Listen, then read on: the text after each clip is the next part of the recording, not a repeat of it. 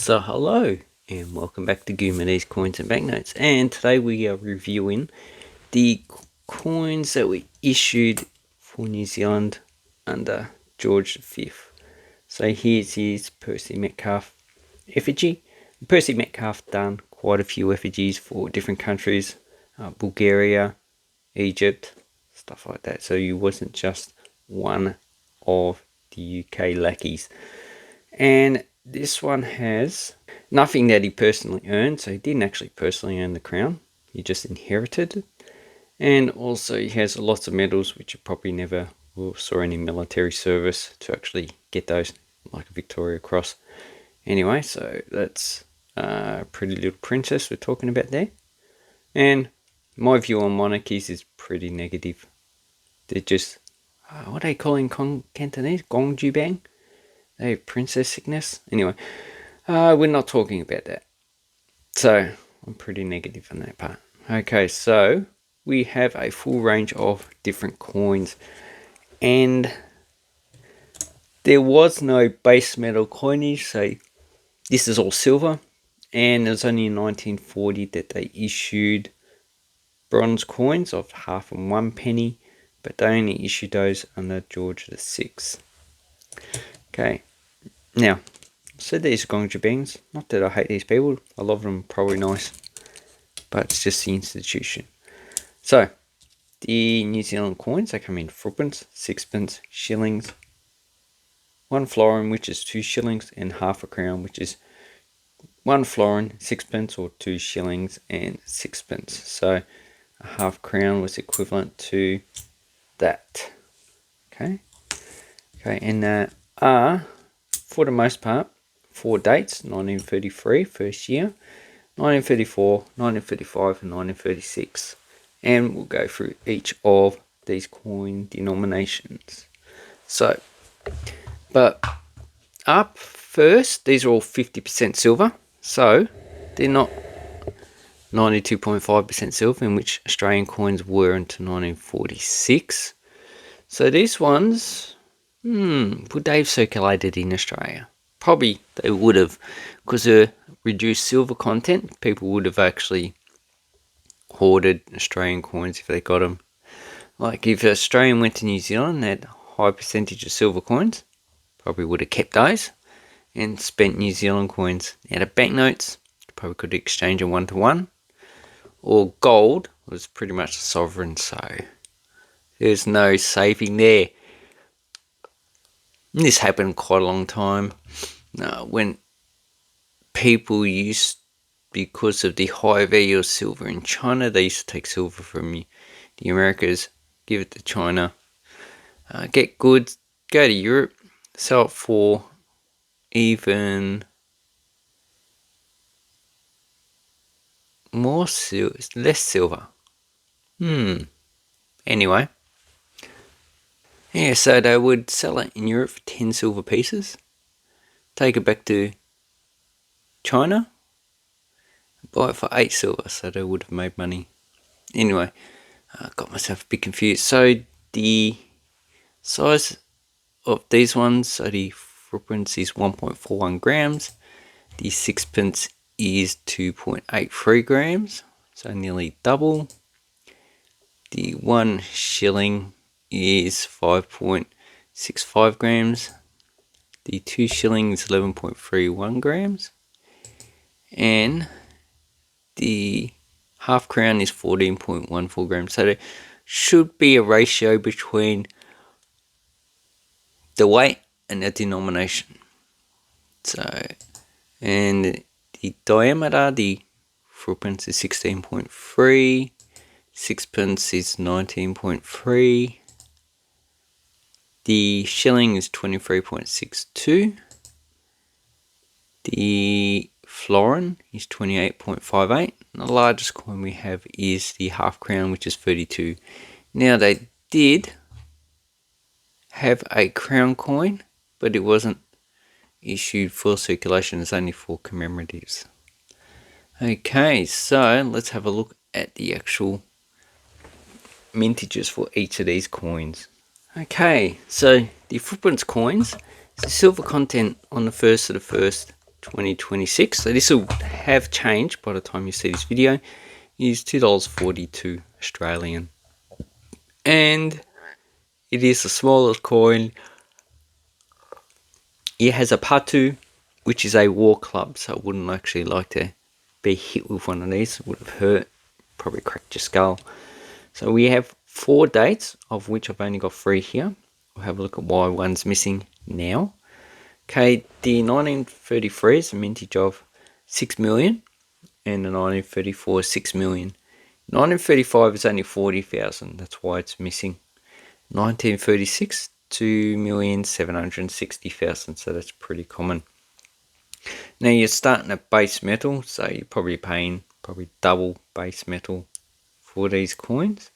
Now the 1935, you're probably looking at a minimum of 120 Australian dollars for one that's probably in this condition, or probably even less grade.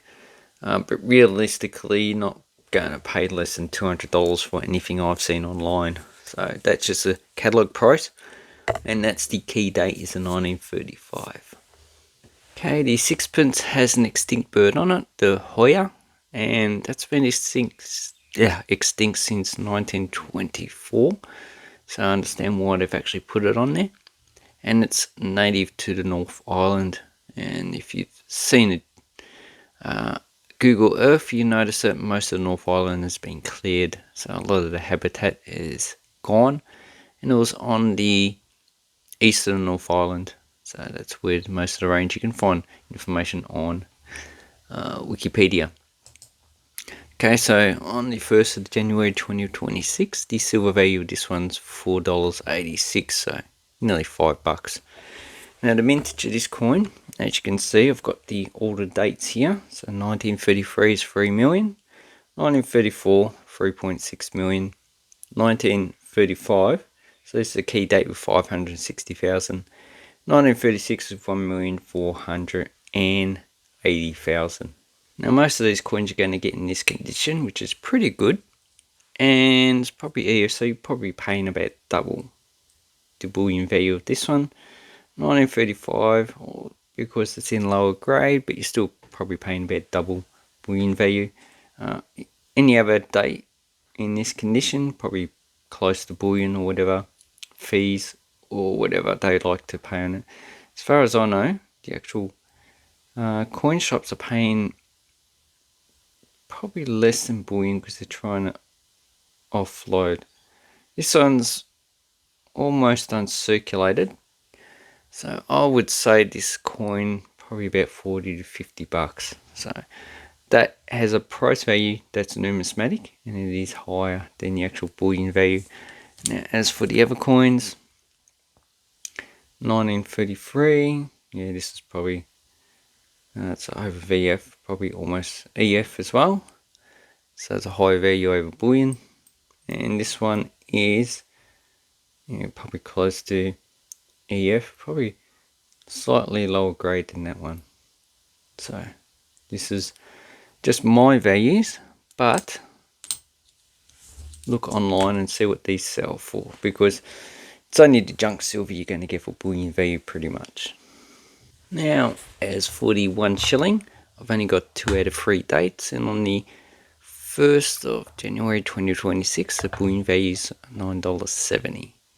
So the 1933 is a mintage of 2 million, 1934 mintage of 3.4 million, 1935 1,680,000. So none of them are scarce. You can get proof ones, which are going to be pretty expensive.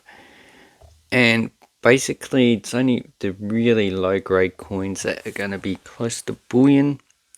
So something like this, pretty well worn. If you wanted to get something that's higher, so this one is pretty much almost uncirculated. Some people might say EF, but I reckon almost uncirculated. The actual price is, probably $50, close to it. So this is not a bullion value coin anyway, so that's going into my collection. Most of the coins you're going to see are most likely in this condition. And this has a Maori warrior And what he's carrying is actually a weapon. It's called Te Aha. I know I butchered it, but I've never heard anyone actually pronounce it, so I don't know how it's pronounced. And the only thing you're really looking for is high grade coins like that, as well as errors. So the most common coin I have is 1934. 1935 is not as common. Most of them are also in this condition. So let's see, 1 shilling from New Zealand. Now by the time you actually get this video, it might be over $10, might be down to $7, $6. You never know with the actual silver market in 2026. Now as for the florin, I've only got 2 dates, 1933 and 34, but there are 4 dates for this coin. The bullion value on the 1st of January is $19.50. So this one, the first 2 that I have here are actually quite common. So the 1933 has 2.1 million, 1934 is 2.85 million. So this is the most common. Then you got 1935 with 755,000, and 1936 with 150,000. So that's the key date. Okay, this one is, I'd say, very fine condition, and in this condition you'll be paying still at least bullion and whatever else. If you want this in uncirculated, probably paying at least $500 to $1,000. Now the 1935 in this condition, you'll probably be at least double bullion. The 1936, you're probably paying at least $100 in these low grade coins.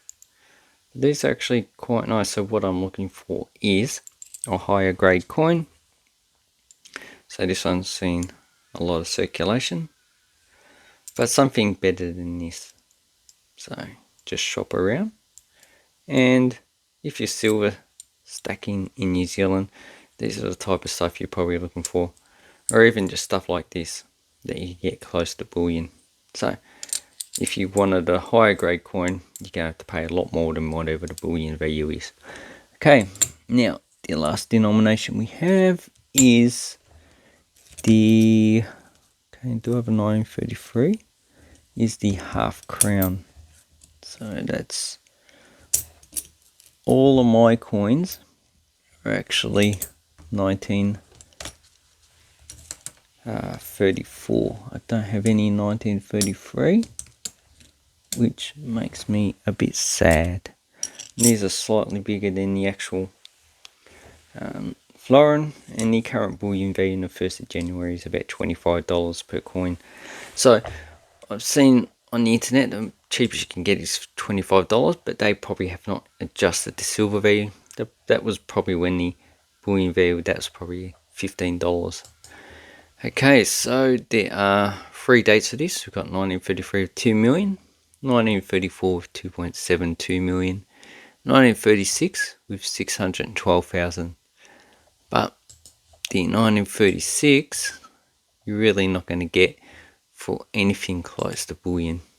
So these coins here, if you want to get it in this grade, you can probably get it, I've seen it bullion plus $5, $5 to $10. So that means $30 to $35 is the lowest you can probably go. If you want to get it in this grade, you're probably paying at least $50 for one of these. It's quite a nice coin. This one is going to go in my collection. So anyway, hope this helps you with your New Zealand coins. So you've got a lot of variety you can get if you want to stack. If you don't want to stack and you're just after coins because you're an actual coin collector, then some of these coins are going to be a bit hard to get because of the low mintage, especially the threepence and the shilling, but they're just a nice series to actually get. Thank you very much. Have an awesome coin and banknote collecting time, and take care.